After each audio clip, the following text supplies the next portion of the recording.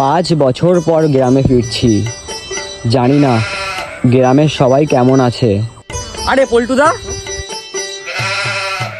আরে এতদিন পর আমি বিদেশ থেকে আসলাম, তুমি তো আমাকে পাত্তাই দিচ্ছ না, কি ব্যাপার বলো তো?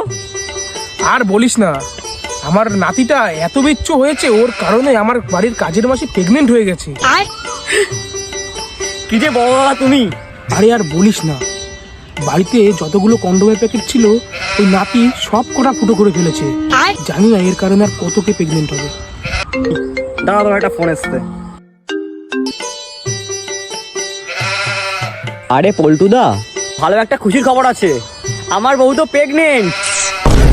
পারিস তো আমায় ক্ষমা করে দিস বন্ধু। আরে পল্টুদা, তুমি আমার কাছে কেন ক্ষমা চাইছো?